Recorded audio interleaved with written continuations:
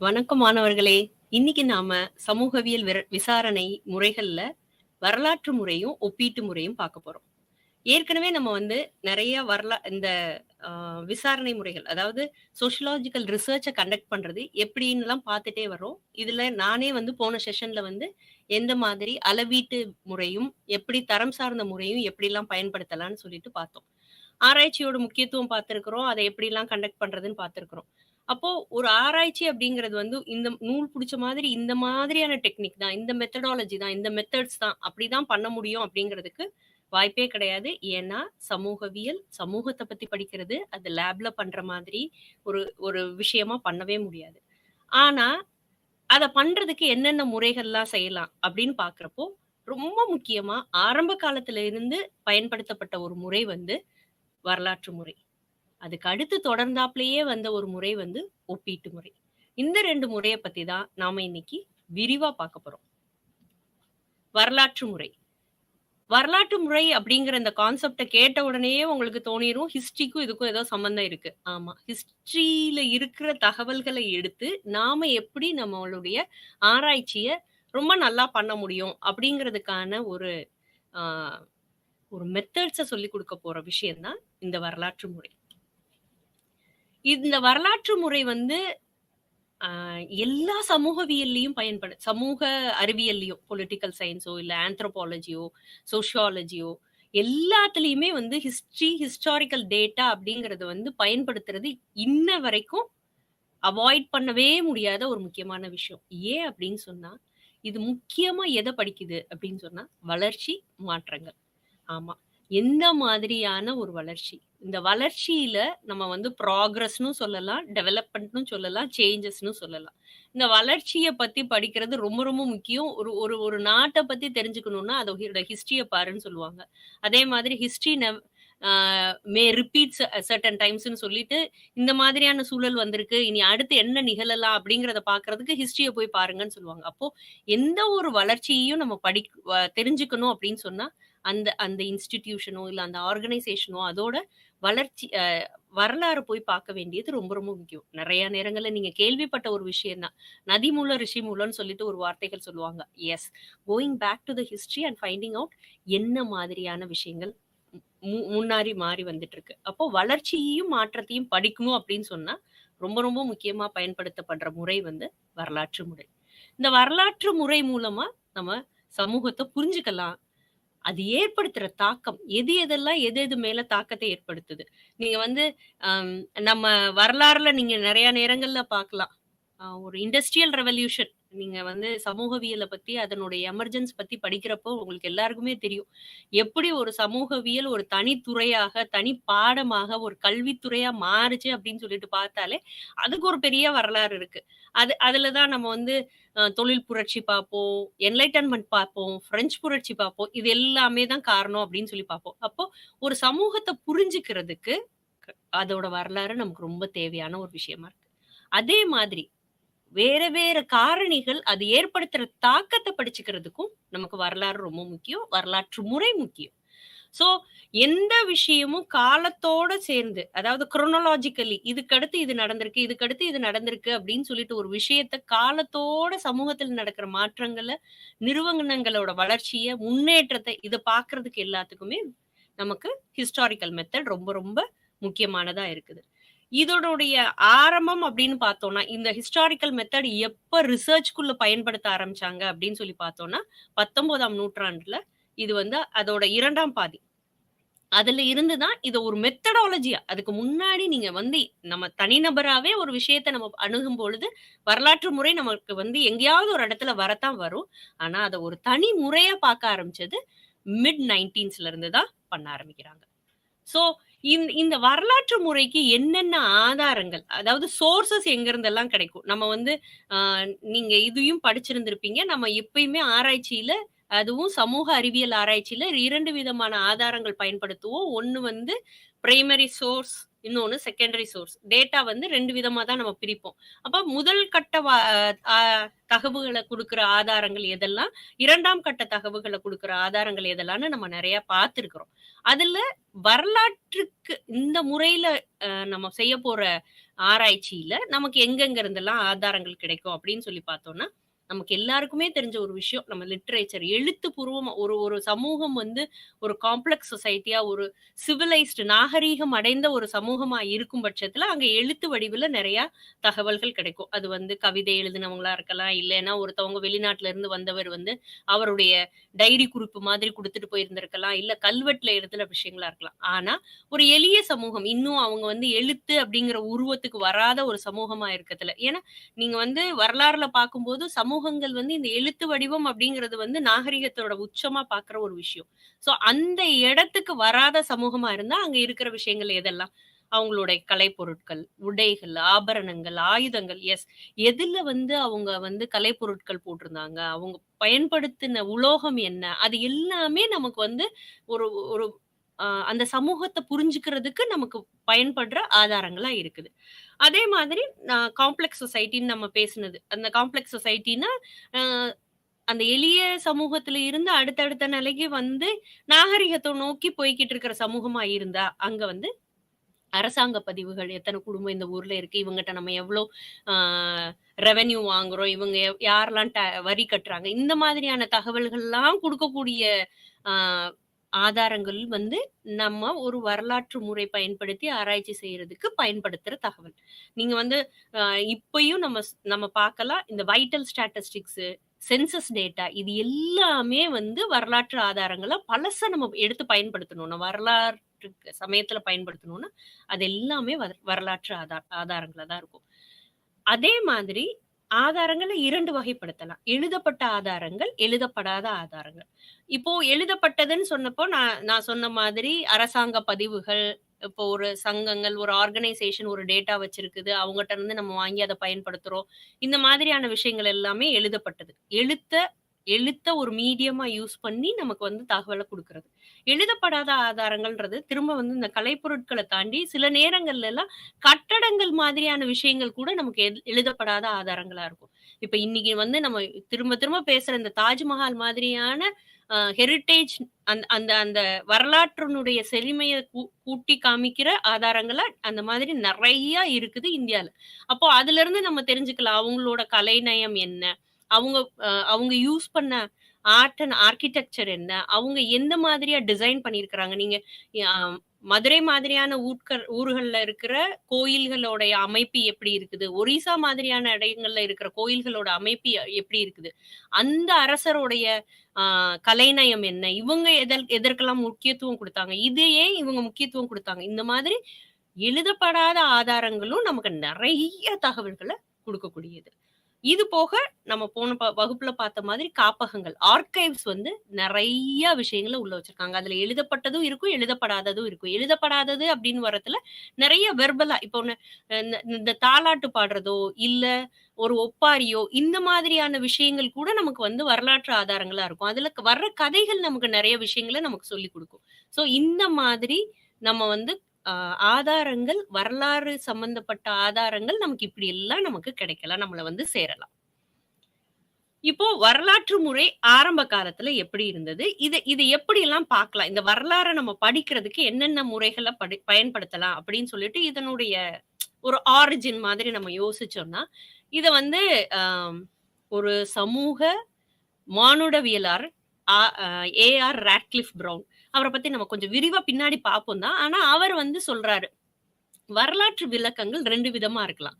இந்த பிக்சர்ல நீங்க பார்க்குறீங்க. சுவாரஸ்யமான ஒரு விஷயம். இது 2 விதமா இருக்கலாம். ஒண்ணு டிடக்டிவ் மைண்டாவும், இன்னொன்னு இன்டக்டிவ் மைண்ட். இது வந்து நீங்க வந்து வேற வகுப்புலயும் நீங்க பார்த்திருப்பீங்க. ஏன்னா, ரிசர்ச்ல நம்ம இந்த இந்த விஷயங்கள் 2 அதாவது ரீசனிங்லயோ, இல்ல எந்த மாதிரி நம்ம இந்த ஒரு ஒரு ஆராய்ச்சி அணுகப் போறோம் அப்படிங்கிறதையோ நம்ம பேசும்போது, கட்டாயமா இந்த 2 லாஜிக்கல் ரீசனிங்க தொடாம நம்ம பேசவே முடியாது. நான் என்னுடைய ஆய்வ எப்படி நடத்தப் போறேன்? டிடக்டிவ் மைண்ட் யூஸ் பண்ணியா? இல்ல இன்டக்டிவா பார்க்க போறேனா?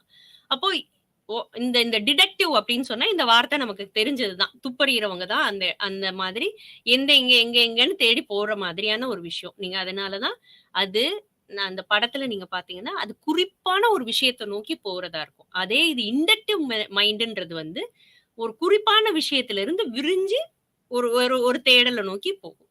அப்போ துப்பறியும் அப்படிங்கிற விஷயம் வந்து நெறைய நேரம் மானுடவியலாளரால, அதாவது ஆந்த்ரோபாலஜிஸ்ட் வந்து தேடி ஒரு விஷயத்த நோக்கி போறவங்க. இதுக்கு நெறைய நேரங்கள்ல 2 விதமான ஆதாரங்கள் யூஸ் பண்ணுவாங்க. பிரைமரி சோர்ஸ் நான் எத தேடி போனேனோ சில நேரங்கள்ல நம்ம ஒண்ணு தேடி போவோம். அது நேரடியா நமக்கு கிடைக்காது. ஆனா அதுக்கு அதுக்கு சம்பந்தப்பட்ட விஷயம் கிடைக்கும். அதுல இருந்து நமக்கு தேவையான தகவல நம்ம எடுத்துக்க தெரியணும். அதுதான் இன்டைரக்டான சோர்சஸ் சொல்லுவாங்க. அது தூண்டக்கூடியதுன்னா நம்ம எதை நோக்கி போறோம். இது இது யூசுவலா இண்டக்டிவ் பண்ணுவாங்க. ஒரு போர்வைய கண்டுபிடிக்கிறது. இது எல்லாமே இருக்குது. ஒரு தியரட்டிக்கல் அசம்ப்ஷனுக்கு கொண்டு வரதுக்கு இந்தா இருக்கு. சோ டிடெக்டிவ் அப்படிங்கிறது ரொம்ப அழகா ஒரு ஒரு பிக்சர் எனக்கு கிடைச்சது. அதனால நான் வந்து ஈஸியா புரிஞ்சுக்கிறதுக்கு. அதாவது டிடெக்டிவ் அதாவது துப்பறியும் முறை அப்படிங்கிறது வாட்டர் ஃபால் மாதிரி மேல இருந்து கீழ ஒரு ஒரு கன்ஃபார்ம் பண்றதுக்கு ஒரு தியரி இருக்குது. அத வந்து நம்ம வந்து ஆமாவா இல்லையா அப்படிங்கறது தெரிஞ்சுக்கிறதுக்காக ஒரு ரிசர்ச் கண்டக்ட் பண்ணோம்னா அதுதான் டிடெக்டிவ் ரிசர்ச். அதே இது நாம வந்து பொதுவான ஒரு விதிய கண்டுபிடிக்க முயற்சி செய்றோம். அது வந்து கிளைமிங் ஹில் ஒரு ஒரு மலையில ஏற முயற்சி செய்யற மாதிரி ஒரு தியரிய வந்து உருவாக்குறதுக்கு நம்ம செய்யற வேலை வந்து இண்டக்டிவ் மெத்தட்னு சொல்லுவாங்க. சோ டிடக்டிவ் மெத்தட்னா என்ன? ஒரு தியரியில இருந்து அது சரியா இல்லையா அத வந்து ஒரு ரிசர்ச் கண்டக்ட் பண்ணி அத வந்து ப்ரூவ் பண்றதோ இல்ல டிஸ்ப்ரூவ் பண்றதோ வேலிடேட் பண்றதோ இல்ல நல்லிஃபை பண்றதோ பண்றதுதான் டிடெக்டிவ். அது வந்து வாட்டர் ஃபால் மாதிரி ஒரு பெரிய இடத்துல இருந்து கூர்மையாக்கி கீழே வரைக்கும் வர்றது. அதே இது டிடெக்டிவ் அப்படிங்கிறது வந்து கூர்மையான இண்டக்டிவ்ன்றது வந்து கூர்மையான ஒரு பகுதியில இருந்து ஒரு பொது விதியை நோக்கி மூவ் பண்றது. அதாவது அப்சர்வேஷன்ஸ் இருக்கும். அதுல இருந்து ஒரு பேட்டர்னை கண்டுபிடிப்போம். அதுல இருந்து ஒரு ஹைபோதசிஸ் போடுவோம். கருதுகோள் ஏற்படுத்துவோம். அந்த கருதுகோளை ப்ரூவ் பண்ணிட்டோம்னா அதை வந்து கோட்பாடா மாத்துறது. இதுதான் இண்டக்டிவ். சோ இந்த 2 முறைக்கும் நம்மளால வரலாறை யூஸ் பண்ண முடியும். இப்போ வரலாறை நம்ம பார்க்கும்போது எங்க இருந்து வரலாறு அப்படின்னு சொன்னாலே நம்மளால எவல்யூஷனிஸ்ட விட்டுட்டு வரவே முடியாது. எவல்யூஷனிஸ்ட்னா யாரு? இந்த பரிணாம வளர்ச்சியை பத்தி பேசுறவங்க. நம்ம பரிணாம வளர்ச்சி அப்படின்னு சொன்ன உடனே உங்களுக்கு எல்லாருக்குமே டார்வின் ஞாபகத்துல வந்திருப்பாரு. அவங்க வந்து ஒரு பொது விதியை கொண்டு வர்றதுக்கு தூண்டல் முறையை பயன்படுத்துறாங்க. இண்டக்டிவ் மெத்தட ஒரு பொதுவான விஷயம். இதுதான்ப்பா இதுக்கு அடுத்து சிங்கிள் செல் அமீபால இருந்து இந்த ஹியூமன் பீயிங் வந்திருக்கிறாங்க அப்படின்னதுல இது இது எந்தெந்த வளர்ச்சி நடந்திருக்கு அப்படிங்கிற ஒரு விஷயத்த சொன்னவங்க தான் பரிணாமவாதிகள். அவங்க ஒரு பொது விதியை ஏற்படுத்துறதுக்காக அவங்களோட ரிசர்ச் எல்லாம் கண்டக்ட் பண்றாங்க. சோ எங்க நீங்க ரிசர்ச்ன்னு எடுத்துக்கிட்டீங்கன்னாலும் அங்க ஆரம்ப கட்டத்துல இருந்த ஒரு முக்கியமான ஒரு ஸ்கூல் ஆஃப் தாட் அப்படின்னு எடுத்துக்கிட்டோம்னா அது வந்து எவல்யூஷனிஸ்ட் தான். எந்த இடத்துல நம்ம பார்த்தோம்னாலும் அது ரொம்ப பொதுவான ஒரு விஷயம். சோ இது வந்து முதன்மையான ஒரு அப்ரோச். சோ ஆரம்ப காலத்துல பயன்படுத்தப்பட்ட ஒரு அப்ரோச். அப்போ நம்ம டார்வின பேசுறப்போ இங்க இருக்கிறாரே போட்டோல அவரை நம்ம பேசாம போகவே முடியாது. அவர் வந்து சோசியல் டார்வினிசம் கொடுத்திருக்கிறாரு. சோசியல் எவல்யூஷன் தியரி கொடுத்திருக்கிறாரு. அவர் தான் Herbert Spencer. So Herbert Spencer வந்து எப்படி சமூகம் சிம்பிள் சமூகத்துல இருந்து எளிய சமூகத்துல இருந்து காம்பவுண்ட் டபுள்லி காம்பவுண்ட் காம்ப்ளெக்ஸ் சொசைட்டியா மாறுது அப்படின்னு சொல்லிட்டு ஒரு ஒரு ஒரு வளர்ச்சியை பத்தி எப்படி வளர்ச்சி சமூகத்துல நடக்குது அதுல எது எதெல்லாம் ஒப்புமை கோட்பாடோட போகுது அப்படிங்கிற மாதிரியான கோட்பாடுகள்லாம் நிறைய கொடுத்திருக்கிறாரு. அவருடைய அடிப்படை விஷயங்கள் எல்லாத்துக்குமே வந்து அவர் பயன்படுத்தினது அப்படின்னு சொல்லி பார்த்தா வரலாறு தான்.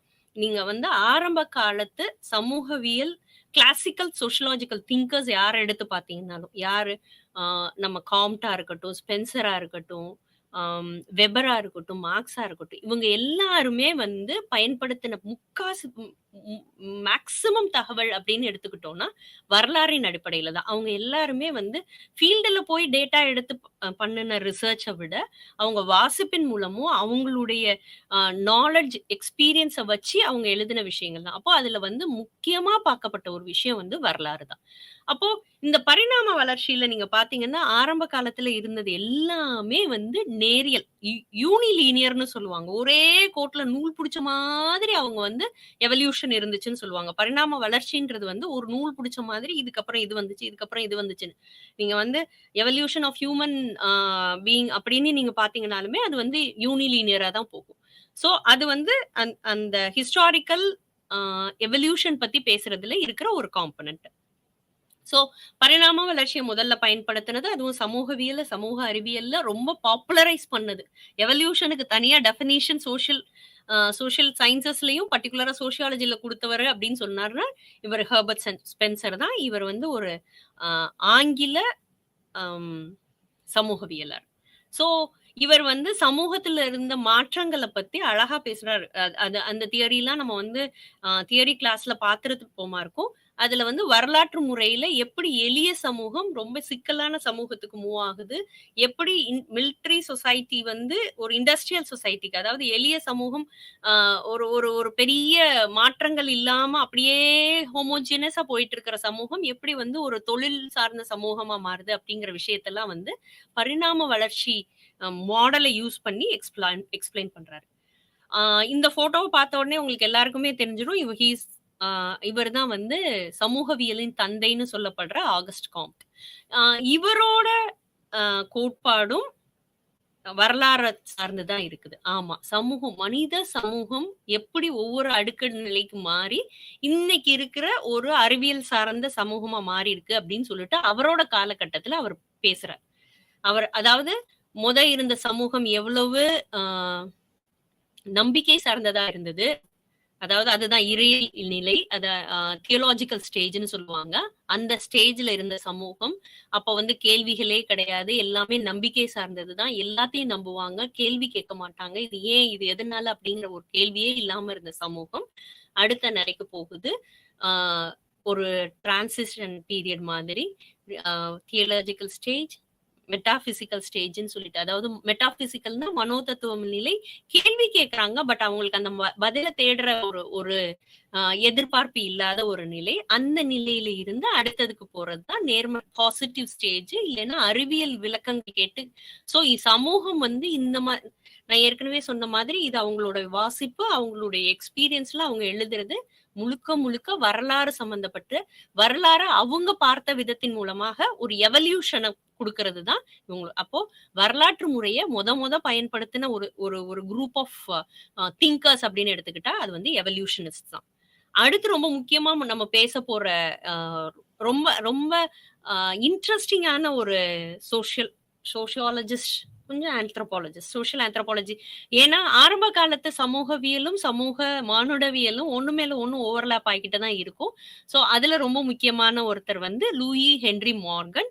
அவரு அவரு இங்க படமா குடுக்கப்பட்டிருக்கிறது அவர்தான். அவரும் வந்து டோட்டோமிசம், மேரேஜ், ஆ அ திருமணம், குடும்பம் போன்ற விஷயங்கள்லாம் எப்படி தோன்றுச்சு? எப்படி தோன்றி இருக்கலாம்? அப்படிங்கிறதுக்கான ஒரு விளக்கம் குடுக்குறாரு. நம்ம அடுத்த ஸ்லைட்ல அத பார்ப்போம்.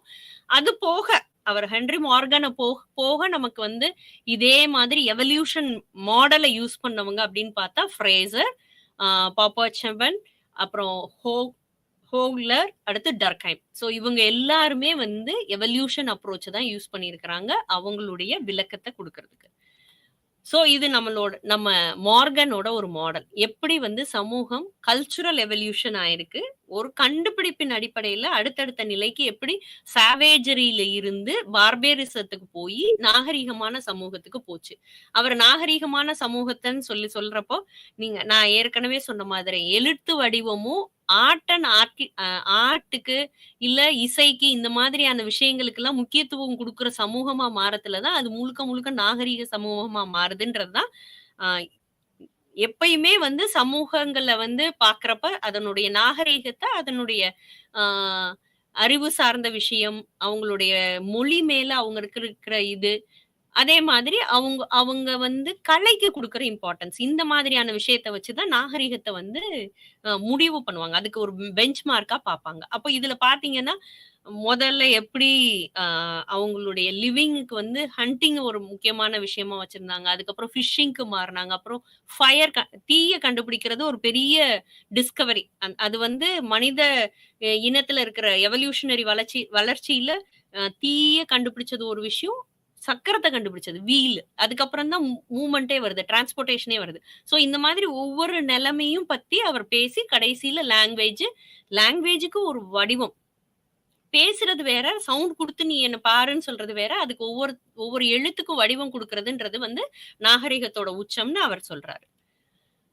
ஸோ, இப்போ பார்த்தது எல்லாருமே வந்து எப்படி ஹிஸ்டாரிக்கல் மெத்தடு, அதுல நம்ம இண்டக்ஷன்ல எப்படி எவல்யூஷனிஸ்ட் பார்த்தாங்க அப்படின்னு பார்த்தோம். இப்போ வந்து இதே இண்டக்டிவ் மெத்தட்ல ஏன்னா பொது விதிய நோக்கி தான் நம்ம இப்போ போய்க்கிட்டு இருக்கோம். ஏன்னா, நம்ம நம்ம வந்து குறிப்பிட்ட இத பார்க்கணும் அப்படின்னு சொன்னா, அடுத்த அடுத்த லெவல்ல நம்ம பார்க்க போற விஷயம். ஆனா, பொது விதிய பத்தி பேசத்துல எவல்யூஷனிஸ்ட் எப்படி பேசினாங்கன்னு பார்த்துட்டோம். இனி எத்தனாலஜிஸ்ட் எப்படி பார்க்குறாங்க. ஸோ, யார் இந்த எத்தனாலஜிஸ்ட் அப்படின்னு பார்த்தா, இந்த எத்னாலஜி, எத்னோகிராஃபி, ஆந்த்ரோபாலஜி இதெல்லாம் நெறைய இடங்கள்ல அப்படியே ஓவர்லேப் ஆகும்.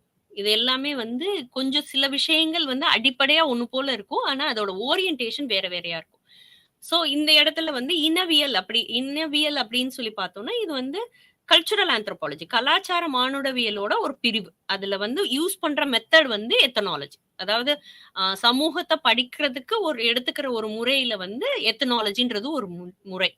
இது இது என்ன செய்யும் அப்படின்னு சொன்னா, இதுல முக்கியமா எத்னாலஜியோட ஒரு முக்கியமான ஒரு விஷயம், ஆந்த்ரோபாலஜில பேசுற ஒரு விஷயம் வந்து, இந்த சமூகத்த நான் படிச்சேன், இந்த சமூகத்த படிச்சேன். இந்த 2 சமூகத்தோட வரலாறும் இப்படி இருக்குது. இத ஒப்பிட்டு பாக்கத்துல இங்க குடும்பம்ன்றது எப்படி இருக்கு? இங்க குடும்பம் எப்படி இருக்கு? இங்க இருக்கிற 2க்கும் இருக்க ஒப்புமையான விஷயம் எது? வேறுபாடான விஷயம் எது? அப்போ இந்த எத்னாலஜி வந்து எப்பயுமே ஹிஸ்டாரிக்கல் மெத்தடையும் யூஸ் பண்ணும், கம்பேரிட்டிவ் மெத்தடையும் யூஸ் பண்ணும். ஸோ அத வந்து பிரிச்சே பார்க்க முடியாது. எத்தனாலஜின்றது வந்து கம்பேரிங் த 2 டிஃபரெண்ட் கல்ச்சுரல் என்டிட்டி.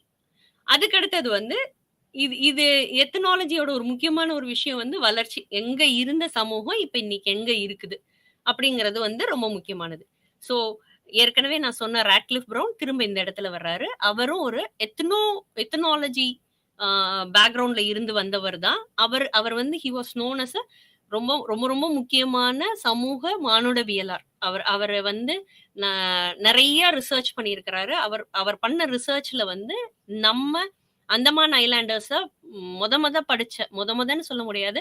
ரொம்ப லாங் ஒரு கிட்டத்தட்ட 1 வருஷம் அங்க இருந்து அந்த மக்கள பார்ட்டிசிபென்ட் அப்சர்வேஷனா பார்த்து, அத பேஸ் பண்ணி அவர் வந்து அவரோட தியரட்டிக்கல் எக்ஸ்பிளனேஷன் குடுக்குறாரு. ஸோ அந்த மாதிரியான அவங்களும் எல்லா இடத்துலயும் வரலாற தான் பார்க்குறாங்க. ஸோ இந்த இனவியல் முறையோ இந்த எத்தனாலஜி வந்து எப்படி வரலாறையும் இந்த எத்தனாலஜியும் நம்ம ரிலேட் பண்ணி பார்த்தோம்னா, இந்த 19ஆம் நூற்றாண்டு இறுதியில இருந்து 20ஆம் நூற்றாண்டு தொடக்கம் வரைக்கும் எப்படி வளர்ந்திருக்கு அப்படிங்கிறத நம்ம 4 நிலையில பார்க்கலாம். ஏன்னா, ஒரு எத்தனாலஜி அப்படிங்கிற மெத்தட் வந்து ஒரு இடத்துல மட்டும் உருவாகல.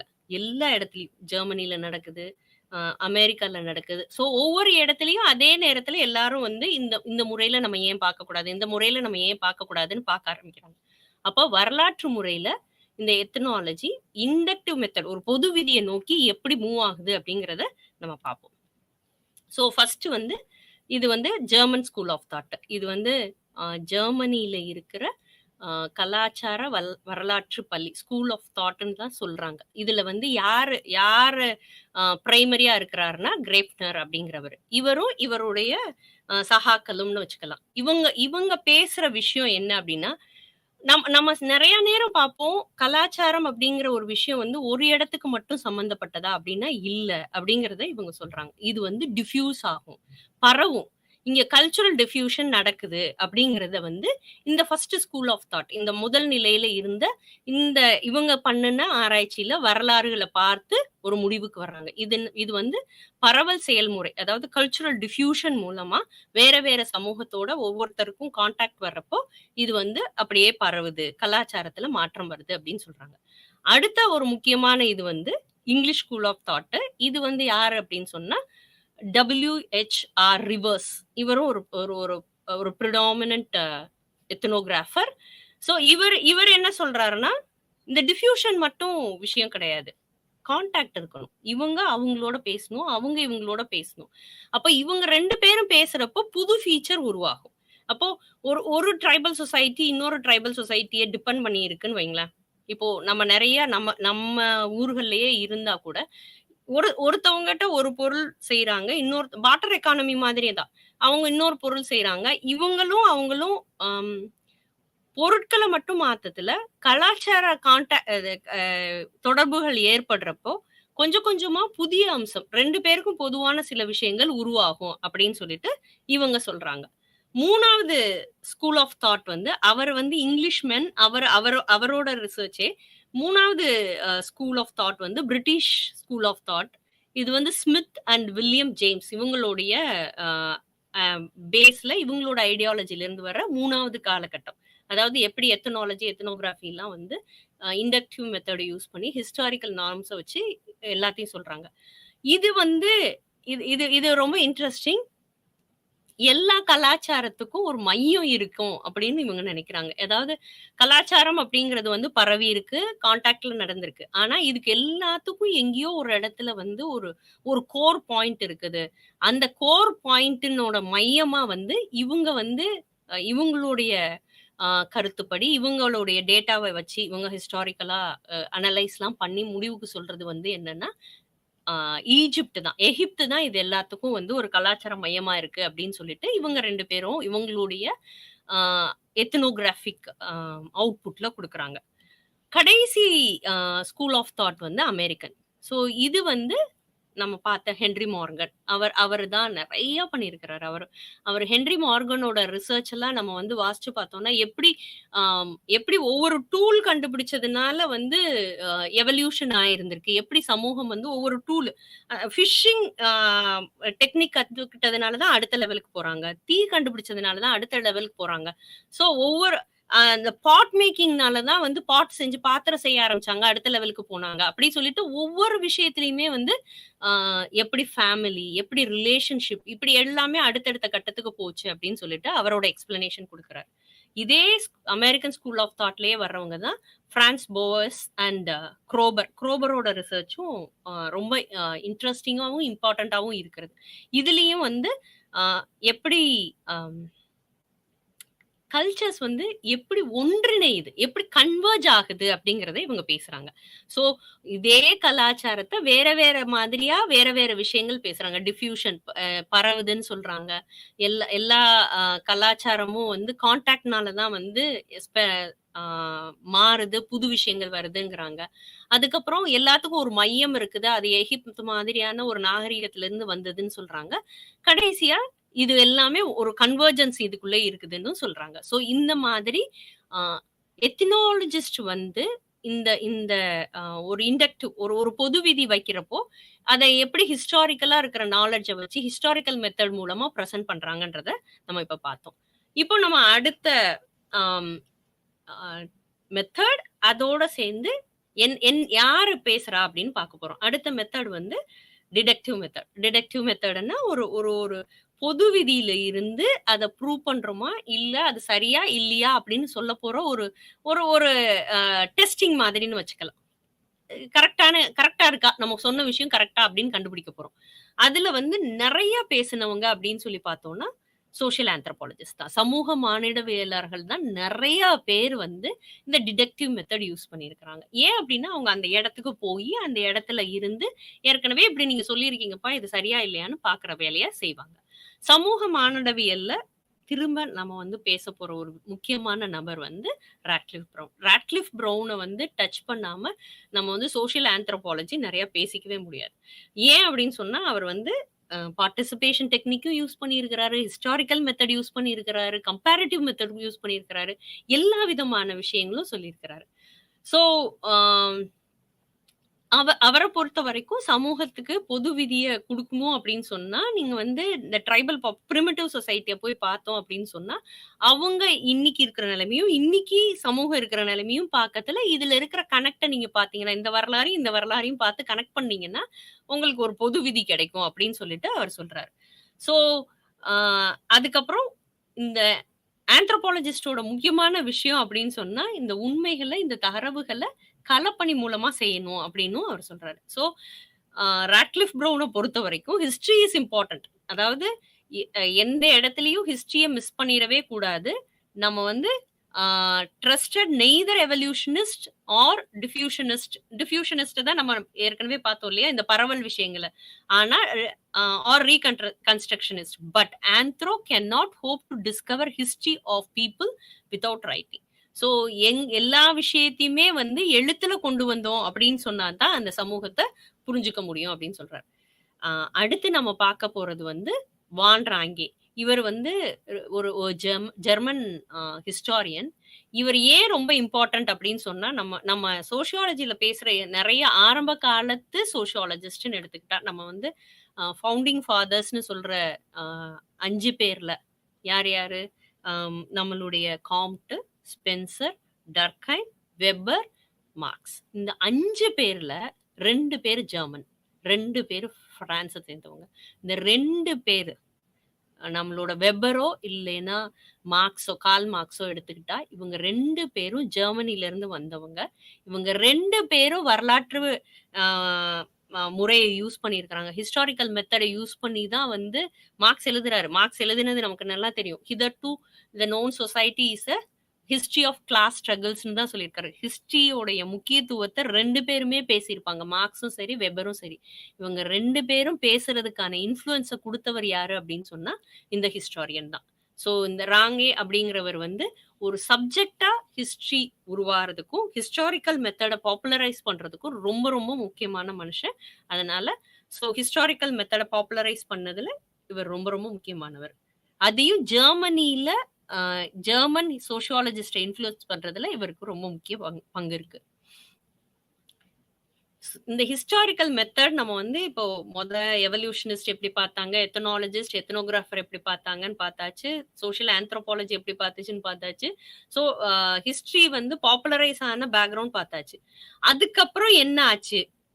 அது இப்போ வரைக்கும் என்ன செஞ்சுட்டு இருக்கு அப்படிங்கறத நம்ம இப்ப பார்ப்போம். இன்னைக்கும் சொல்றேன், எந்த ரிசர்ச் நம்ம பண்ணணும்னாலும் ஒரு ஹிஸ்டாரிக்கல் பேக்ரவுண்ட் போகாம எதுவுமே பண்ண முடியாது. ஏன்னா, நம்ம இந்த இடத்துல இருந்து அப்படியே ரிசர்ச் கன்டினியூவே பண்ண முடியாது. இந்த இடத்துல நீங்க டிஸ்கிரைப் பண்ணணும் அப்படின்னு சொன்னாலும், கொஞ்சமாவது பின்னாடி போய் அந்த வரலாற தெரிஞ்சுக்கிட்டு தான் எக்ஸ்பிளைன் பண்ண முடியும்.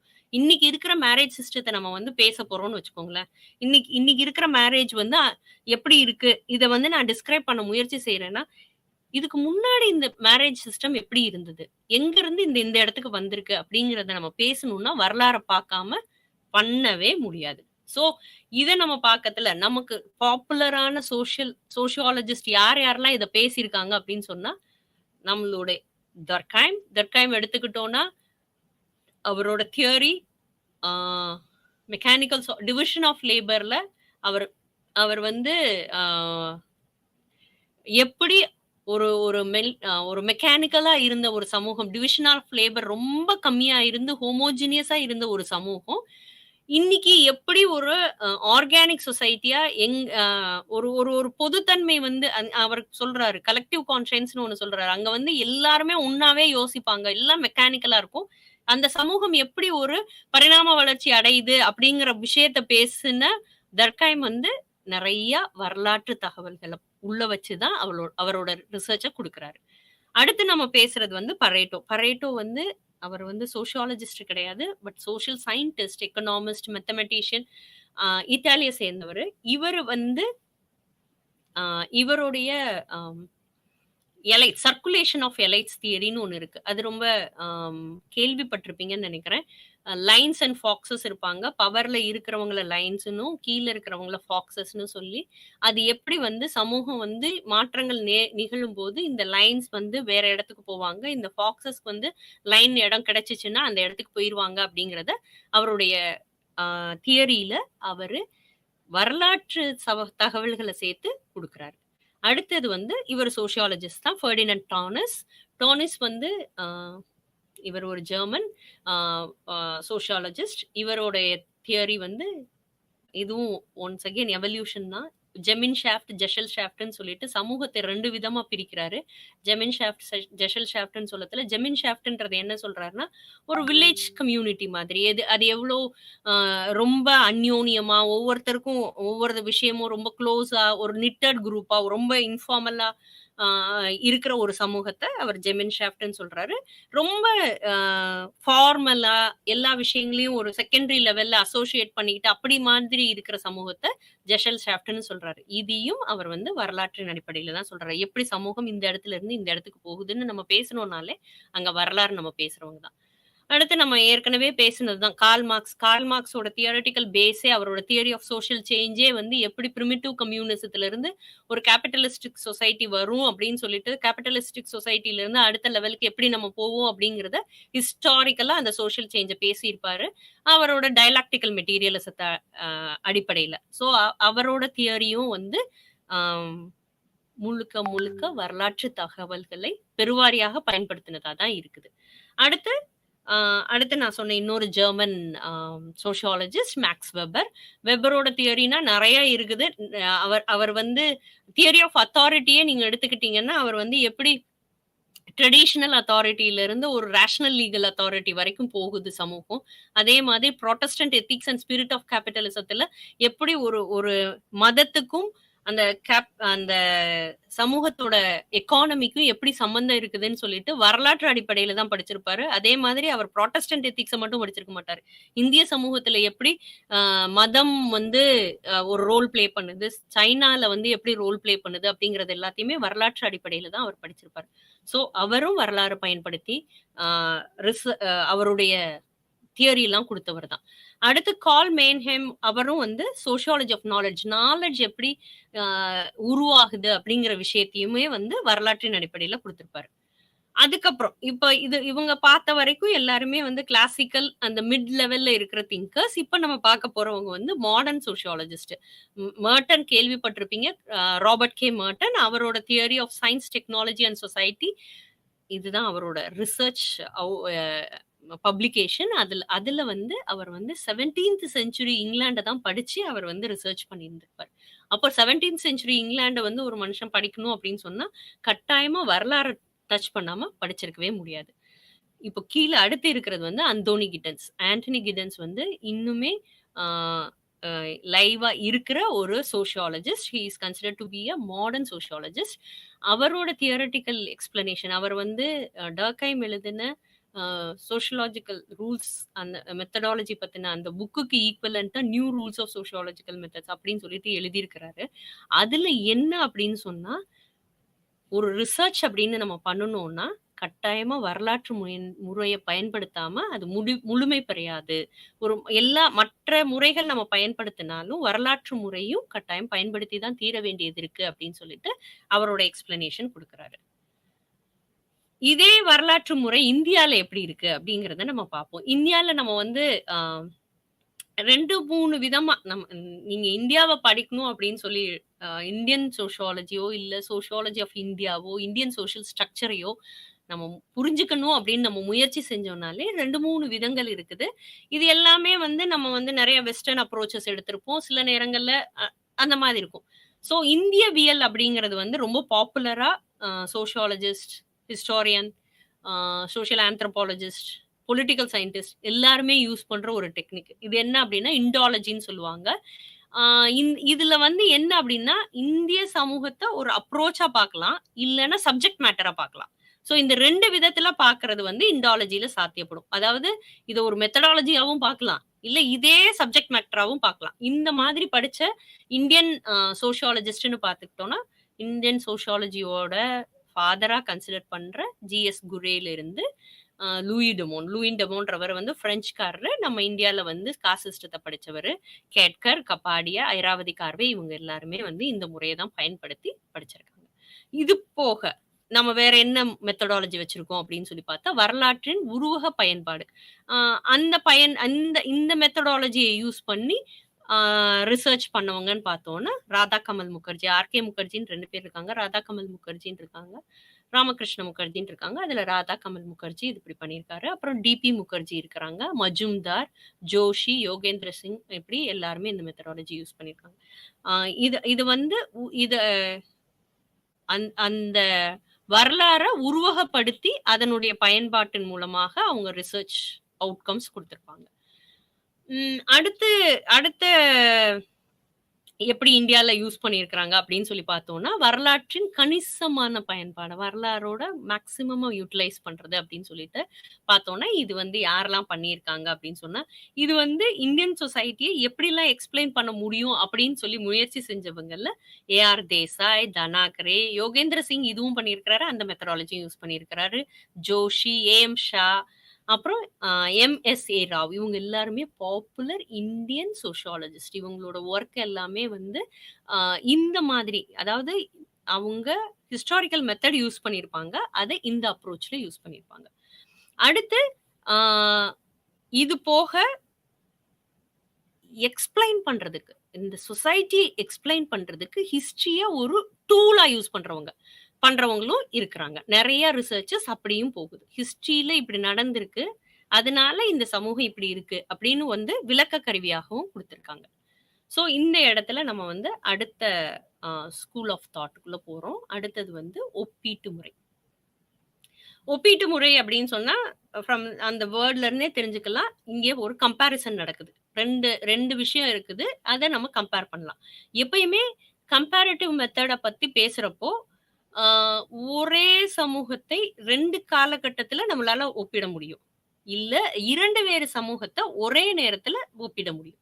ஸோ இத வந்து எல்லாருமே மனசுல வச்சுக்கணும். ஒரு ரிசர்ச் பண்றப்ப, நான் ஒரே சமூகத்துல இந்த விஷயம் வந்து வந்ததுக்கு அப்புறம் முன்னாடி எப்படி இருந்துச்சு, பின்னாடி எப்படி இருந்துச்சுன்னு நான் பார்க்க போறேன்னா, அது வந்து ஒரே சமூகத்த வேற வேற காலகட்டத்துல ஒப்பிடுறது.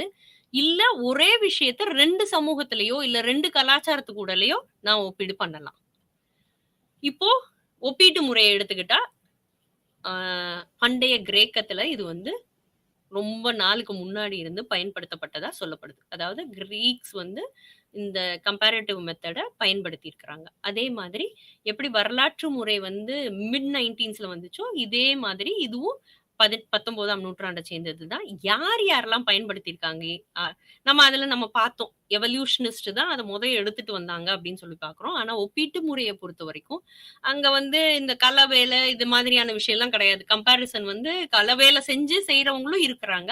பட் நமக்கு இங்க இங்க கிடைக்கிற தகவல், இங்க இருந்து வாசிப்பு இத வச்சே நம்ம செய்யலாம் அப்படின்னு வரத்துல நெறைய நேரங்கள்ல பிலாசபர்ஸும் வந்து ஒப்பீட்டு முறைய பயன்படுத்தியிருக்கிறாங்க. அதுக்கடுத்து ரொம்ப முக்கியமா பயன்படுத்தினது நம்ம வரும் இதுலலாம் பார்க்க போற விஷயம் வந்து மானுடவியல் ஆந்த்ரோபாலஜிஸ்ட், அதுவும் கல்ச்சரல் ஆந்த்ரோபாலஜிஸ்ட் ரொம்ப நெறையவே பண்ணியிருக்காங்க. அதுக்கப்புறம் அரசியல் விஞ்ஞானிகள், பொலிட்டிக்கல் சயின்டிஸ்ட், அப்புறம் நம்மள மாதிரி ஒரு சோஷியாலஜிஸ்ட். இவங்க எல்லாருமே வந்து ஒப்பீட்டு முறைய ஆரம்ப காலத்துல இருந்தே பயன்பாட்டுல வச்சிருந்தவங்க. அப்புறம் இந்த ஒப்பீட்டு முறைய புரிந்து கொள்றதுக்கு அப்படின்னு சொன்னா, இது வந்து நெறைய நேரம் கிராஸ் கல்ச்சுரல் ஸ்டடீஸ பேஸ் பண்ணி தான் இருக்கும். Cross cultural studies. குறுக்கு கலாச்சார ஒப்பீடு. இப்போ இங்க அ த தமிழகத்துல திருமணம் எப்படி இருக்குது? அதே திருமணம் நார்த் இந்தியால எப்படி இருக்கு? இப்போ இல்ல தமிழகத்துல இருக்கிற ஒரு ஆ பகுதி மக்கள் ஏன் இந்த மாதிரியான திருமணம் பண்றாங்க? அவங்க எப்படி பண்றாங்க? இந்த மாதிரி ஒரு குறுக்கு கலாச்சார, ஒரு கிராஸ் கல்ச்சுரல் ரிசர்ச்சஸ் பண்ணணும் அப்படின்னு நெனச்சோம்னா, அதுல ஒண்ணுமே கிடையாது. ஒப்பிட்டு தான் ஆகணும். ஆ இதுல வந்து இது மெத்தடாலஜி மட்டும் கிடையாது. நான் ஏற்கனவே இண்டாலஜில சொன்ன மாரி தான். இது மெத்தடாலஜி மட்டும் கிடையாது. கம்பேரிட்டிவ் அண்ட் சோசியாலஜி அப்படிங்கிறதே வந்து அ ஒரு பிரான்ச் ஒரு பிரான்ச் ஆஃப் சோசியாலஜியா இருக்கு. அதாவது கம்பேரிட்டிவ் சோசியாலஜி அப்படிங்கிறது 2 சமூகங்கள் இல்ல சில நிகழ்வுகள ஒப்பிட்டு பார்த்து அதற்கான அ அவுட்புட்ட குடுக்குறது. ஸோ இங்க சமூகவியல்ல கம்பேரிசன் வந்து நெறைய நேரங்கள்ல ஒரு அடிப்படை கருவியாக பயன்படுத்தப்படுது. இப்போ கம்பேரிட்டிவ் ரிசர்ச் பண்றதுன்றது வந்து ரொம்ப, ரொம்ப, ரொம்ப காமன். இதுல வந்து அதுதான் நான் சொன்ன மாதிரி ஒரு கிராஸ் கல்ச்சுரல் ஸ்டடியா இருக்கலாம். இல்ல 2 காம்போனன்ட்ட மட்டுமே நம்ம வந்து 2 வேரியபிள மட்டும் கூட நம்ம வந்து கம்பேர் பண்ணலாம். ஸோ அந்த மாதிரி பண்ணும்போது, இது வந்து ரொம்ப அடிப்படையான ஒரு ஒரு அனாலிசிஸ்க்கு ரொம்ப ரொம்ப பேசிக்கான ஒரு டூலா பயன்படுத்தப்படுது. இது என்ன பண்ணுவாங்க அப்படின்னு சொன்னா, நம்ம ஏற்கனவே பார்த்திருப்போம். ஆம் இங்க இங்க இங்க வந்து குவான்டிடேட்டிவ் ரிசர்ச்ல நம்ம நெறைய நேரங்கள்ல பண்றது வந்து, நமக்கு வந்து ஒரு ஹைப்போதசிஸ் இருக்கும். ஒரு ஒரு ஒரு ஒரு கருதுகோள் இருக்கும். அத வந்து நம்ம சோதிப்போம். இது சரியா? தப்பா? அப்படின்னு சொல்லிட்டு பார்க்கறதுக்கு. ஆ இந்த கருதுகோள் வந்து சரி, நான் கண்டுபிடிச்ச விஷயங்கள வச்சு நான் அது சரின்னு நான் சொல்றேன் அப்படின்னு சொன்னா, அது வந்து ஒரு யுனிவர்சல் லாவ குடுக்கும். அதாவது இண்டக்டிவ் மெத்தட் மூலமா நான் வந்து இதுதான் ஆமா, இதுதான் வந்து யுனிவர்சல் லா. அப்ப யுனிவர்சல் லான்னு சொல்லி ஒண்ணு சொல்லிட்டீங்கன்னா, அது வந்து என்ன ஆகும்? அடுத்து வந்து அது வந்து தியரியா மாத்த முடியும். ஸோ இந்த இந்த அ ஒப்பீட்டு முறையோட ஒரு முக்கியமான விஷயம் வந்து, இதுல எதெல்லாம் ஒத்துப்போகுது, எதெல்லாம் வேறுபடுது. இதுதான் பேசிக். எப்பயுமே வந்து கம்பேரிசன்ல நம்ம வந்து அ கம்பேரிசன் ரொம்ப சாதாரணமான விஷயங்க. நாம வந்து every day and every minute நெறைய பேரோட நம்மள கம்பேர் பண்ணுவோம். இப்போ நானே பிரசன்டேஷன் பண்றேன்னா, இந்த பிரசன்டேஷன நான் அன்னைக்கு பண்ணுனத விட இத நல்லா பண்றேனான்னு பண்ணா, என்னோடயே நான் கம்பேர் பண்ணிக்கிறது. என்னோட டீச்சர்ஸ் கொலீகோட நான் கம்பேர் பண்றேன்னா, அடுத்தவங்களோட அப்போ அதே மாரி தான். பிள்ளைங்க படிக்கிறாங்க. அந்த பையன் நல்லா படிக்கிறான். இந்த பையன் இந்த ஒப்பீடு அப்படிங்கிறது வந்து எங்கேயுமே ரொம்ப ரொம்ப காமன். ஆனா நம்ம இந்த ஒப்பீடு எதுக்காக பண்றோம்னா, இதுல எதெல்லாம் ஒத்து போகுது? ஒற்றுமை எங்க இருக்கு? அதாவது சிமிலாரிட்டீஸ் என்ன? டிஃபரன்ஸ் என்ன? அப்படிங்கிறத தெரிஞ்சுக்கிறது தான். அப்ப தெரிஞ்சுக்கிட்டா தான், இத இன்ஃப்ளூயன்ஸ் பண்ற ஃபேக்டர்ஸ் எதெல்லாம்ன்னு நம்மளால தெரிஞ்சுக்க முடியும். ஸோ இந்த ஒப்பீட்டு முறை வந்து எந்தெந்த சர்க்கம்ஸ்டன்சஸ்ல, எந்தெந்த மாதிரியான கான்டெக்ஸ்ட்ல, எந்தெந்த மாதிரியான மக்களுக்குள்ள, எந்தெந்த மாதிரியான கலாச்சாரத்துக்குள்ள நம்ம பண்றோம் அப்படிங்கிறது தான் ரிசர்ச். ஸோ இந்த இந்த சில நேரங்கள்ல கம்பேரிசன் பண்ணப்போ, நம்ம பேசுன மாதிரி ஆந்த்ரோபாலஜிஸ்ட் வந்து ஒரு பிரிமிட்டிவ் சொசைட்டியும், இன்னைக்கு இருக்கிற காம்ப்ளக்ஸ் சொசைட்டியும் படிக்கிறாங்கன்னா, இதுல என்ன அப்படின்னு சொன்னா, இந்த பிரிமிட்டிவ் சொசைட்டில பிரச்சனை இல்லாத இடமும், இங்க இருக்கிற பிரச்சனையான இடமும் என்னென்னன்னு கம்பேர் பண்ணதுல தான் தெரியும். இந்த பிரச்சனை இங்க இல்ல, இங்க ஏன் இருக்கு அப்படின்றத புரிஞ்சுக்கிறதுக்கு. ஸோ, நம்மளால வந்து சில ப்ராப்ளம்ஸ இல்ல அதுக்கான சொல்யூஷன்ஸ கம்பேர் பண்ணதுல தான் கண்டுபிடிக்க முடியும். அந்த கண்டுபிடிச்ச விஷயத்த வச்சு we can frame policies and அதுக்கான தீர்வுகள நோக்கி நம்ம மூவ் பண்ண முடியும். இந்த கம்பேரிட்டிவ் மெத்தட பத்தி. நம்ம ஹிஸ்டாரிக்கல் மெத்தட டர்கைம் யூஸ் பண்ணாருன்னு சொல்லியிருக்கிறோம். ஆனா, கம்பேரிட்டிவ் மெத்தட பத்தி ரொம்பவே வந்து டர்கைம் வந்து பேசியிருக்கிறாரு. ஏன்னா, ஆரம்ப காலத்து சோசியாலஜிஸ்ட் எல்லாருமே இன்னைக்கும் நம்ம நெறைய கம்பேரிசன் பண்றோம். இல்லன்னு சொல்ல மாட்டேன். அவங்க வந்து ஒரு மெத்தடாலஜில எப்படி அப்சர்வேஷன் சொன்னாங்களோ, அதே மாதிரி அ கம்பேரிசன சொல்லியிருக்கிறாங்க. ஒப்பீட்டு சமூகவியல் என்பது சமூகவியலின் ஒரு குறிப்பிட்ட பிரிவு அல்ல. இது சமூகவியலாகவே உள்ளது. இதுவரை அது முற்றிலும் விளக்கமாக இருப்பதை நிறுத்துகிறது மற்றும் உண்மைகளை கணக்கிட விரும்புகிறது அப்படின்னு சொல்றாரு. சோ அது வந்து மெத்தடாலஜி மட்டும் கிடையாது. அது வந்து it's a part of sociology. அது வந்து அதுக்கு ஒரு ரிசல்ட் ஒரு ஒரு எக்ஸ்பிளனேஷனும் அதுக்கான உண்மைகளை வெளியிடுறதுக்குமான ஒரு முக்கியமான ரோல் ப்ளே பண்ணுதுன்னு சொல்றாரு. சோ நம்ம இப்போ வந்து டர்கைமோட கம்பேரிட்டிவ் மெத்தட் என்னன்னு பார்க்க போறோம். ஆம். அதே என்ன இது நெறைய நேரங்கள்ல நான் என்னோட வகுப்புகள்ல சொல்றது, ஆரம்ப காலத்து சமூகவியலார் எல்லாருமே என்ன ஒரு முயற்சி செய்வாங்க அப்படின்னு சொன்னா, அறிவியலுக்கு ஏத்த மாதிரியே நம்ம வந்து நம்மளுடைய ஆம் ரிசர்ச்ச கண்டக்ட் பண்ணணும்னு நெனைப்பாங்க. சமூகவியலும் ஒரு ஒரு ஒரு அதோட ரிசர்ச்சும் வந்து ஆதென்டிக்கா, எம்பிரிக்கலா, ஃபேக்ட் சப்போர்ட்டடா இருக்கணும் அப்படின்னு நெனைப்பாங்க. அந்த மாதிரி பண்ணுன அ முதல் அ ஒப்பீடு அப்படிங்கிற விஷயம் வந்து அம் டர்கைம் பண்ணியிருக்கிறாரு. டர்கைமோட சூசைட் தியரி ரொம்ப ரொம்ப பாப்புலர். ஏன் அப்படின்னு சொன்னா, அவரோட தற்கொலை கோட்பாட்டுக்கு அவர் வந்து தகவல்களை எடுத்து நெறைய கம்பேரிசன் பண்றாரு. அதுல நீங்க வந்து அந்த ரிசர்ச் வாசிச்சு பார்த்தீங்கன்னா தெரியும். இந்த ரிலிஜன சேர்ந்தவங்க வந்து நெறைய தற்கொலைக்கு போறாங்க. இந்த இதுல இருக்கிறவங்க வந்து நெறைய தற்கொலைக்கு போறாங்க. இந்த மாதிரியான குடும்ப பேக்கிரவுண்ட்ல இருந்து வர்றவங்க தற்கொலைக்கு போறாங்க அப்படின்னு சொல்லிட்டு, ஒவ்வொன்னுக்கும் ஒப்பீடு பண்ணுவார். அதாவது உடைந்த குடும்பத்துல இருக்கிறவங்க தற்கொலை நெறைய பண்ணியிருக்கிறாங்க. இது எல்லாமே தகவல். அதாவது வைட்டல் ஸ்டாட்டிஸ்டிக்ஸ் ஹாஸ்பிட்டல்ஸ்ல இருந்து டேட்டா கலெக்ட் பண்ணி அவர் சொல்றாரு. அப்போ இந்த மாதிரியான ஒரு தகவல வச்சு ஒப்பிட்டு அவரால வந்து என்ன குடுக்க முடியுது? காரணங்கள் காசல் ரிலேஷன்ஷிப் இந்த விஷயம் நடந்ததுனால இது இப்படி நடந்திருக்குன்னு சொல்லிட்டு ஒரு கோட்பாடு குடுக்குறதுக்கு அவரால முடிஞ்சிருக்கு. அப்போ இங்க இங்க என்னென்ன விஷயங்கள் நடக்குது? அறிவியல் மாதிரி ஆனா அந்த அளவுக்கு ரொம்ப சயின்டிஃபிக்கா ஒரு ரிசர்ச்ச கண்டக்ட் பண்ண முடியும். Causal relations, cause and effect நம்மளால குடுக்க முடியும். இது வந்து இந்த மெத்தடாலஜினால நம்ம வந்து சமூகவியலோட ரிசர்ச்ச ஒரு ஹையர் லெவலுக்கு கொண்டு போகலாம். ரொம்ப கரெக்ட்டா, ப்ரிசைஸா நம்மளால ஆன்சர்ஸ் குடுக்க முடியும். ஆம். அடிப்படையா நினைக்கிற நெறைய விஷயங்களுக்கு விளக்கம் குடுக்க முடியும். ஸோ, அ வரலாறு மற்றும் அதாவது ஹிஸ்டாரிக்கல் அண்ட் கம்பேரிட்டிவ் மெத்தட் அப்படிங்கிறது வந்து ஒரு ஒரு சோசியல் சயன்சஸ் ரிசர்ச் இன் அதுல சோசியாலஜி இன் பர்ட்டிகுலருக்கு ரொம்ப ரொம்ப அடிப்படையா தேவையான ஒரு விஷயம் அப்படின்னு சொல்றாரு. அவருடைய டிவிஷன் ஆஃப் லேபர் மொத எழுதினது. அதிலேயே வந்து அவர் வரலாற்று முறை தான் பயன்படுத்துறாரு. நான் சொன்ன மாதிரி அதுல வந்து 2 விதமான அ பணிகள பத்தி பேசுறாரு. ஒண்ணு வந்து மெக்கானிக்கல் சாலிடாரிட்டி, அடுத்தது வந்து ஆர்கானிக் சாலிடாரிட்டி. மெக்கானிக்கல் சாலிடாரிட்டி சமூகம் வந்து முழுக்க முழுக்க மெக்கானிக்கலா இருக்கும். அ எல்லாருக்கும் எல்லாமே தெரியும். அவங்க வந்து ரொம்ப வளர்ச்சியையும் ஏத்துக்க மாட்டாங்க. ரொம்ப குளோஸ்டா, ரொம்ப சிமிலரா, ரொம்ப அது சிமிலாரிட்டிய பேஸ் பண்ணி தான், ஒத்துமைய வச்சு தான் இருக்கும். அதே இது ஆர்கானிக் சாலிடாரிட்டி சொசைட்டிய பேசும்போது, அது வேற்றுமைய வச்சு இருக்கும்னு சொல்றாரு. அப்போ இதுல நான் அடிப்படையான விஷயமே வந்து அந்த நூல் தான். ஒற்றுமை இங்க என்ன இருக்கு? இங்க வேற்றுமை எவ்வளோ இருக்கு? அப்படிங்கிற ஒரு விஷயத்த வச்சு தான் அவரோட அந்த தியரியவே அவர் பேசுறாரு. அதாவது டிவிஷன் ஆஃப் லேபர் அப்படிங்கிறது வந்து அ தொழிலாளர்களோட பிரிவு அப்படிங்கிறது. இது வந்து லேபர் ஸ்டடீஸ் பத்தினது கிடையாது. சமூகத்தோட சாலிடாரிட்டிய அவர் பார்க்குற விஷயம். அப்ப அதுக்கான பொது விதிகள அவர் குடுக்குறாரு. அடுத்து லேட்டர் ஸ்டேஜ்ல அவர் எழுதுற புக் தான் the rules of sociological methods. நான் கிடன்ஸ் சொல்றப்ப நான் சொன்னேன். அவர் வந்து new methods of rules of sociological methods குடுக்குறாரு. இது வந்து ரொம்ப ரொம்ப முக்கியம். இதுல வந்து அவர் எப்படி சமூகத்த சோசியல் ஃபேக்ட்ஸா பார்க்கணும், சமூகத்த சமூக மெய்மைகளா பார்க்கணும் அப்படிங்கிறதும், அத எப்படி அனலைஸ் பண்ணலாம் அப்படிங்கிறதுக்கான விஷயங்கள் எல்லாத்தையும் வந்து இந்த ஒப்பீடோட தான். எப்படி இன்ஸ்டிடியூஷன்ஸ் வளர்ந்துச்சு, எப்படி நார்ம்ஸ் எல்லாம் சமூகத்துக்கு வந்துச்சு அப்படிங்கிற விஷயத்த அவர் அந்த புக்ல எழுதியிருப்பாரு.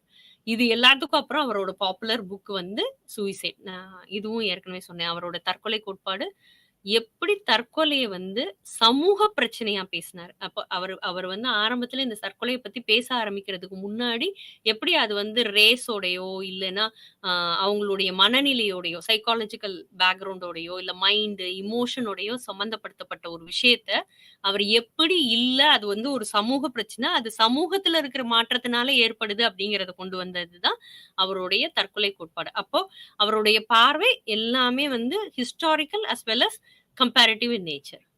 அடுத்து நம்ம பார்க்க போற ஒரு முக்கியமான ஒரு சமூக மானுடவியலார் வந்து ராட்க்ளிஃப் ப்ரவுன். இவர் வந்து ஆக்சுவலா இவர் வந்து ஒரு சமூக மானுடவியலார். இவர் வந்து அமெரிக்காவை சேர்ந்தவர். இவருடைய மெத்தடாலஜி இவர் தான் வந்து ஸ்ட்ரக்சரல் ஃபங்ஷனலிசம் இன் சோஷியல் ஆந்த்ரோபாலஜி அப்படின்னு சொன்னா இவர் தான். இவர பேசாம நம்மளால ஒண்ணும் பேசவே முடியாது. அவ்வளோ ரொம்ப முக்கியமான ஒரு சமூக மானுடவியலர். இவர் வந்து ஒப்பீட்டு முறைய பத்தி ரொம்ப சுவாரஸ்யமா படிக்கிறாரு. இது வந்து ரொம்ப இன்ட்ரஸ்டிங்கான விஷயங்கள்லாம் இருக்குது. இவர் வந்து அந்தமான் ஐலாண்டர்ஸ படிச்சாருனாலும், அதுக்கு முன்னாடியே வந்து இவர் எங்க படிக்கிறாரு? ஆஸ்திரேலியன் அபாரிஜின்ஸ் எல்லாம் படிக்கிறார். ஆஸ்திரேலியன் அபாரிஜின்ஸ்ன்னு சொன்னா அங்க இருக்கிற பழங்குடியினர். அங்க இருக்கிற பழங்குடியினருக்குள்ள வந்து ஒரு ஒரு உறவு முறையில சிலர் மேல கோவமா இருக்கு. அதாவது சில சமூகத்து மேல அவங்க மேல ஒரு வெறுப்பு இருக்கும். அவங்கள பிடிக்காத சமூகமா இருக்கும். இல்லங்க நாங்க இவங்களோடலாம் திருமண உறவு வச்சுக்க மாட்டோம். ஏதோ ஒண்ணு இருக்கும். அதுக்கு வந்து அவங்க ஒரு கதை சொல்றாங்க. நம்ம வந்து இந்த மித் மாதிரி. அதுல என்ன அப்படின்னு சொன்னா, அ எப்பயுமே வந்து க்ரோவும், ஈகிள் ஹாக்கும் எப்பயுமே சண்டை போட்டுட்டே இருக்கிற பேர்ட்ஸ்.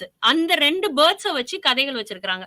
அதாவது இந்த ஈகிள் ஹாக்குக்கு காக்கா வந்து மருமகனா போற மாதிரியும், அந்த மாதிரி போன சமயத்துல இந்த ஈகிள் ஹாக்க வந்து ஏமாத்திட்டு இந்த காக்கா வந்து செஞ்சிருது. அதாவது அவங்க சாப்பிடறதுக்கு ஏதோ கொண்டு வர சொல்றாங்க. அது வந்து நல்லா அது சாப்பிட்டுட்டு நீங்க கொண்டு வர மாட்டேங்குது. அப்ப ஈகிள் ஹாக் கேக்குது, "என்னாச்சு? ஏது?" அப்படின்னு சொன்னப்போ, "இல்ல நான் எனக்கு கிடைக்கல, வைக்கல" அப்படிங்கிற மாதிரி சொல்லிடுது. சொன்ன உடனே ஈகிள் ஹாக் கேக்குது, "ஆனா உன் வயிறு அப்படி தெரியலையே, நீ நல்லா சாப்பிட்ட மாதிரி இருக்குதே" அப்படின்னு சொல்லி கேட்கவும், "இல்லையே எனக்கு ஒண்ணும் இல்லையே" அப்படின்னு ரொம்ப கோவமாயிருது. கோவமாகவும் நல்லா அத புடிச்சு அ தீயில வாட்டுற மாதிரி வாட்டி விட்டுருது. அதனால தான் அதோட கலர் வந்து பிளாக் ஆனதாவும், அந்த தீ இதானதுனால தான் கண்ணு வந்து ரெட்டிஷ்ஷா இருக்கிறதாகவும், அது அதுக்கப்புறம் தான் வந்து ஈகிள் ஹாக் சொல்லிடுதான், இனிமே வந்து நீ வந்து உன்னோட இரைய தேட மாட்ட. நீ வந்து திருடி சாப்பிடுற ஆளா தான் இருக்க போற அப்படின்லாம் சொல்லிடுதுன்னு சொல்லிட்டு.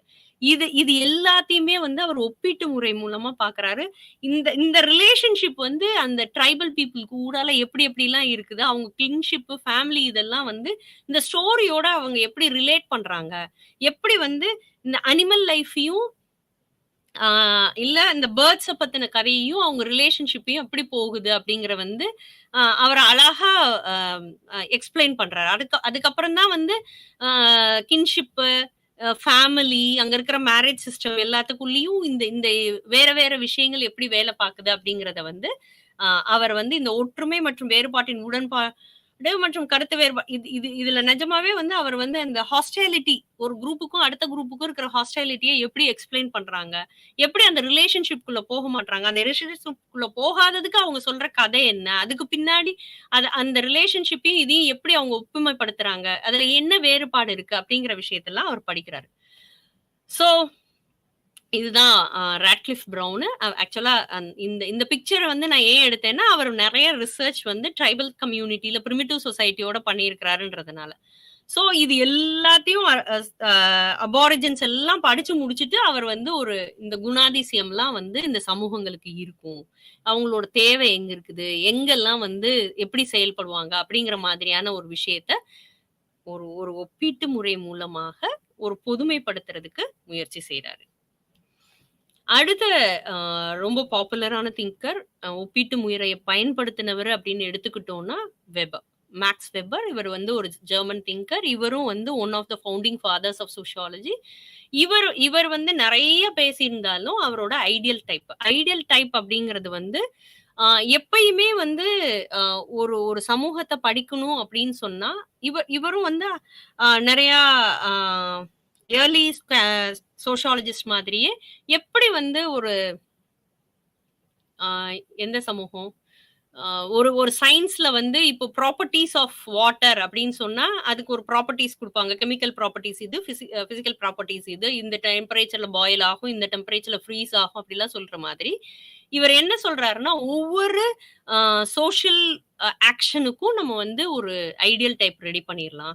இந்த ஐடியல் டைப் நம்ம வச்சுக்கிட்டோம்னா, அது வந்து ஒரு கட்டமைப்பா இருக்கும். அதோட நம்ம வந்து சமூகத்துல நடக்கிற விஷயத்த ஒப்பிட்டு பார்க்கும்போது, நமக்கு வந்து சமூகம் எங்க இருக்குது? எவ்வளவு தூரம் விலகி இருக்குது? எவ்வளவு தூரம் ஒத்து செஞ்சிருக்கு? அப்படிங்கிறத நம்ம பார்க்கலாம் அப்படின்னு சொல்லிட்டு தான், அவர் வந்து பியூரோக்ரசி மாதிரியான விஷயங்களுக்கு ideal type bureaucracy, Protestant ethics and spirit of capitalism இதுக்கு எல்லாத்துக்குமே வந்து ஒவ்வொரு சோஷியல் ஃபினாமினாக்கும் அவர் வந்து ஒரு ஒரு ஐடியல் டைப் ரெடி பண்ணி, அதோட அவர் கம்பேர் பண்றதுக்கு முயற்சி செய்றாரு. சோ அவரோட பேசிக் ஐடியாவே வந்து அங்க கம்பேரிசன் தான்.